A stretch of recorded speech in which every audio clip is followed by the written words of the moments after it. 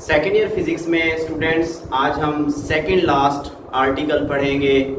हम पढ़ने जा रहे हैं energy stored in a capacitor. जैसे कि पिछले 2 से 3 आर्टिकल्स में हम मुसलसल कैपेसिटर्स को डिस्कस कर रहे हैं। हमें पता है capacitor is a device which is used to store the charges. अब अगर ये चार्ज को स्टोर कर सकता है कैपेसिटर, तो क्या ये एनर्जी स्टोर करेगा? This is the question. Yes, capacitor energy store करता है। अगर ये एनर्जी स्टोर करता है तो किस शक्ल में करेगा, और एनर्जी स्टोर होने की जो डिपेंडेंस है वो किन अवामिल पर है।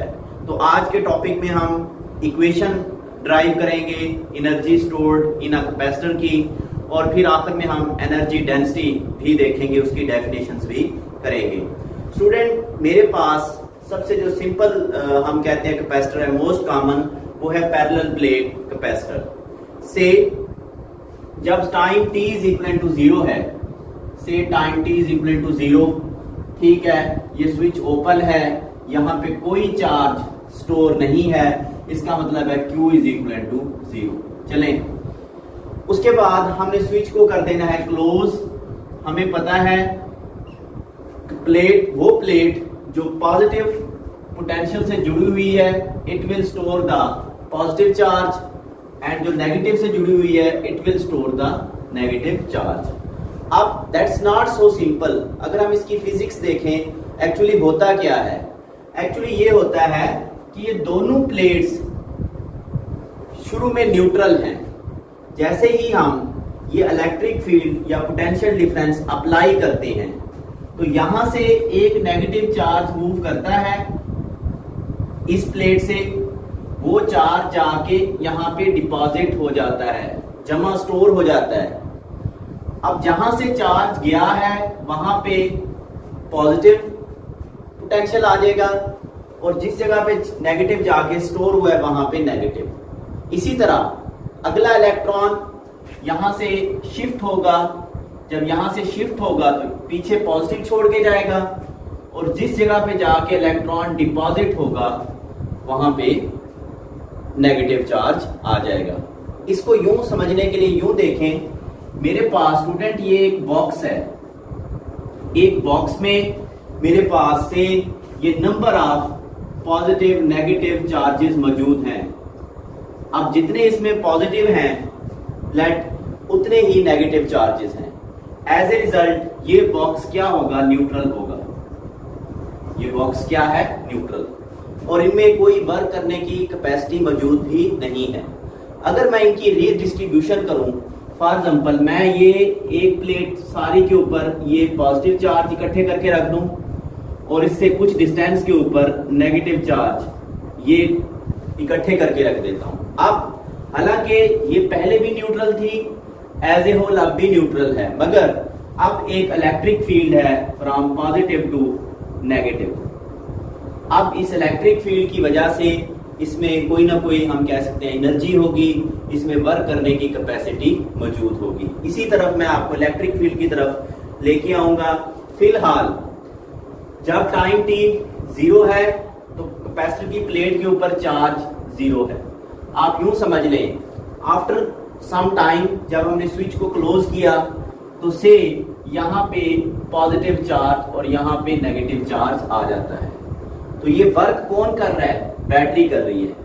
बैटरी की केमिकल एनर्जी वो जो है ना वर्क कर रही है, जिसकी वजह से फॉर एग्जांपल यहाँ पे पॉजिटिव और यहाँ पे नेगेटिव। अब बैटरी ने अगला नेगेटिव चार्ज यहाँ पे डिपॉजिट करना है, अगला नेगेटिव चार्ज यहाँ पे भेजना है, तो बैटरी को अब मजीद वर्क करना पड़ेगा। क्यों? क्योंकि जब नया चार्ज यहाँ पे आएगा तो जो पहले से मौजूद है वो उसको रिपेल करेगा। अब यहाँ पे टोटल कितना चार्ज है? फॉर एग्जांपल यूं मान लें 2 कूलम चार्ज मौजूद है। अब बैटरी ने तीसरा चार्ज भेजना है, तो यहाँ पे बैटरी को मजीद वर्क करना पड़ेगा।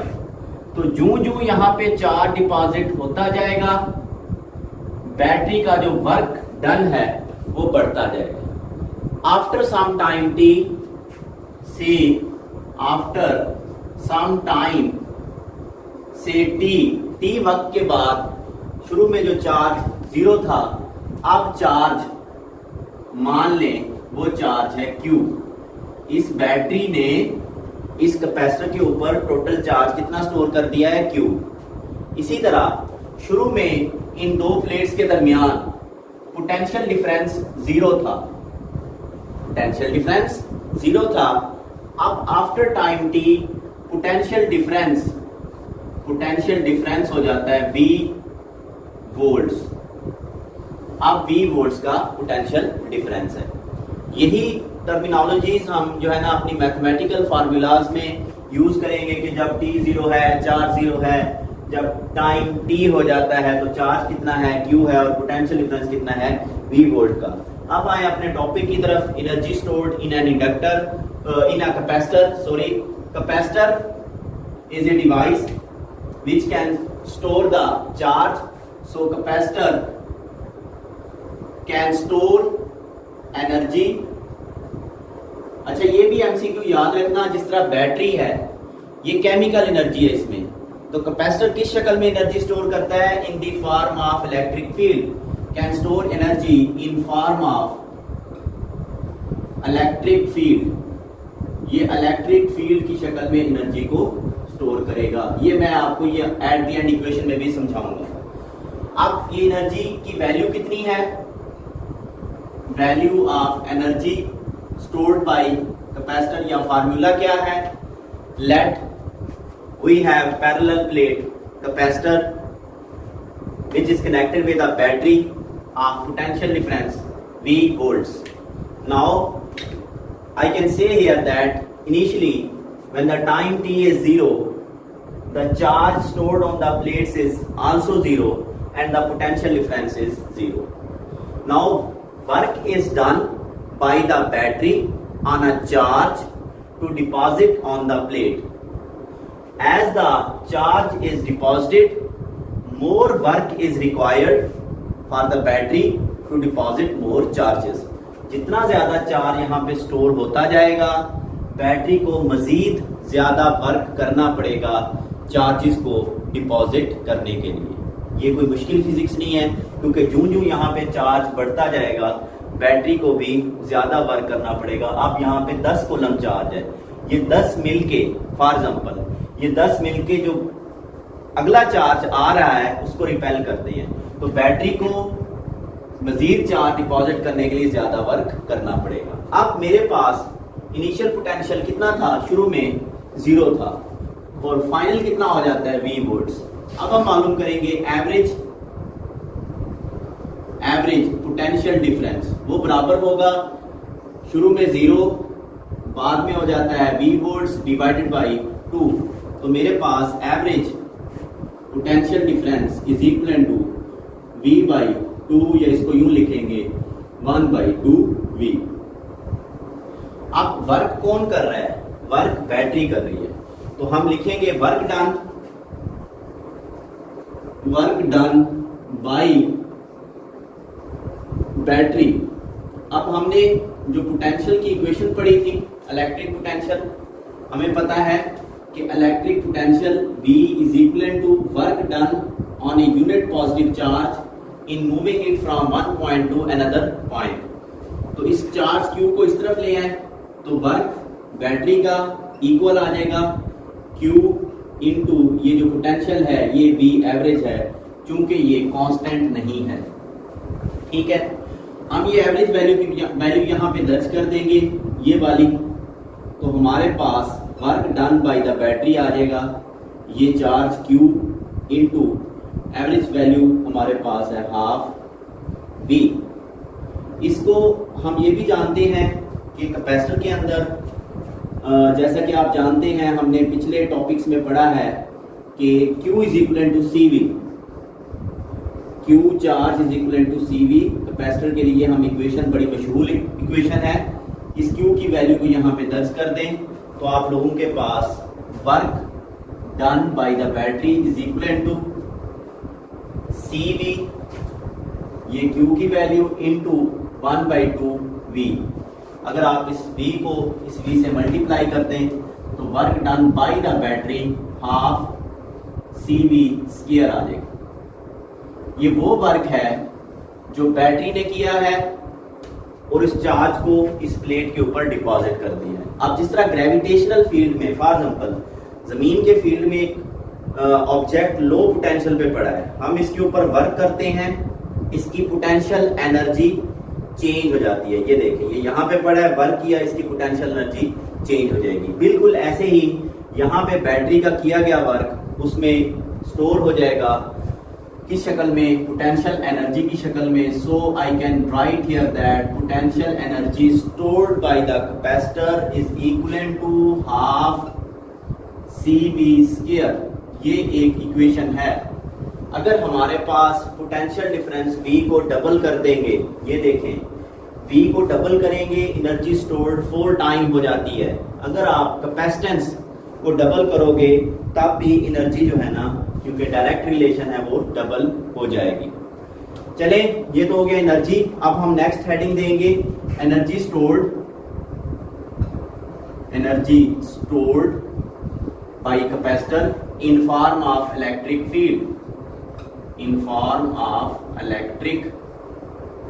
फील्ड, अब हम एनर्जी का फार्मूला पढ़ेंगे इलेक्ट्रिक फील्ड की शक्ल में।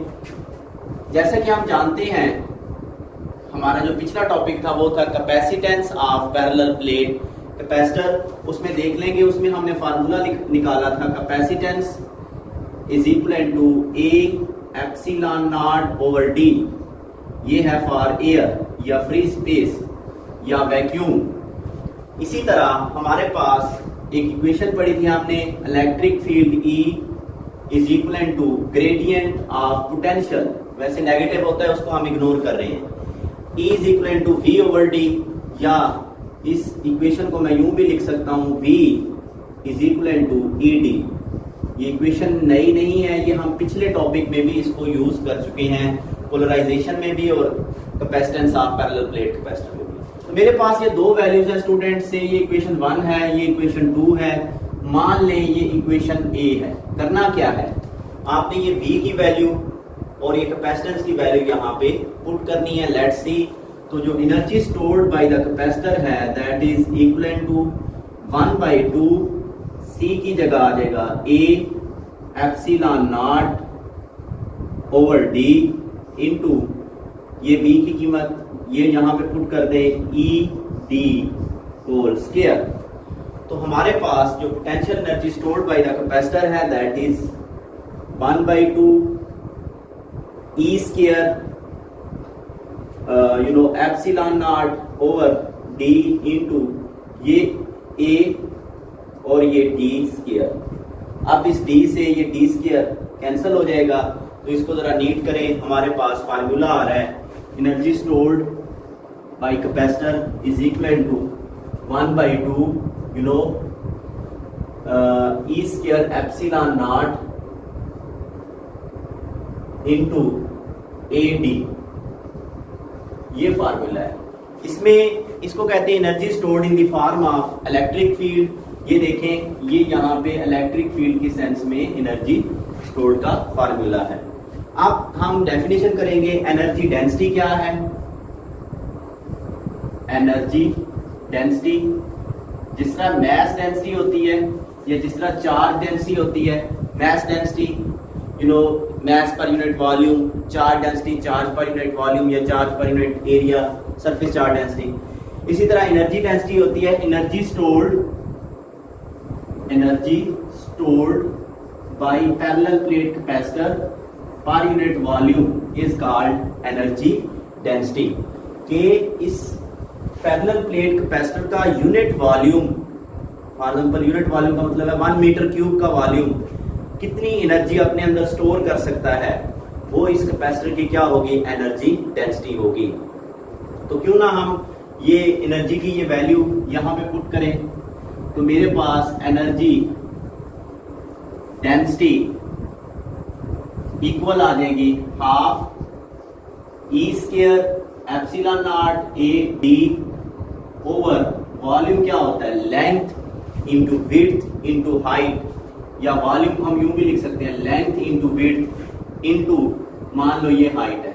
ये हमारे पास वॉल्यूम का फार्मूला है। यू नो वेल, यहाँ ये वॉल्यूम से ये वॉल्यूम कैंसिल हो जाएगा, तो हमारे पास energy density equals half E square epsilon naught. अब आपको एनर्जी डेंसिटी के यूनिट्स पता होने चाहिए। ज़ाहिर है ये एनर्जी के यूनिट होते हैं जॉल और डेंसिटी के यूनिट होते हैं मीटर क्यूब। वॉल्यूम के यूनिट क्या होते हैं? Metre cube. तो ये एनर्जी के डेंसिटी के यूनिट बनेंगे जॉल पर मीटर क्यूब। इसकी डायमेंशंस आप इजीली निकाल लेंगे। बड़ा एक आसान टॉपिक है, लॉन्ग क्वेश्चन के तौर पर आ चुका है एनुअल एग्जाम में। Energy stored in a capacitor, yes capacitor energy को स्टोर करता है किस शक्ल में? इलेक्ट्रिक फील्ड की शक्ल में। कैपेसिटर का जो एवरेज पोटेंशियल है कि जो शुरू में पोटेंशियल डिफरेंस 0 है और बाद में कितना हो जाता है V वोल्ट्स, ये एवरेज निकालेंगे। जो बैटरी का वर्क डन है वो आप निकाल लेंगे। एनर्जी है half CV square in form of electric field, ये फार्मूला है हमने निकाला है। इसी तरह एनर्जी डेंसिटी की डेफिनेशन कर लेंगे और उसका फार्मूला करेंगे। नेक्स्ट हमारा इंशाल्लाह लास्ट आर्टिकल होगा इस चैप्टर नंबर 12 में, that is charging and discharging of capacitor. अपना ख्याल रखिएगा। अल्लाह।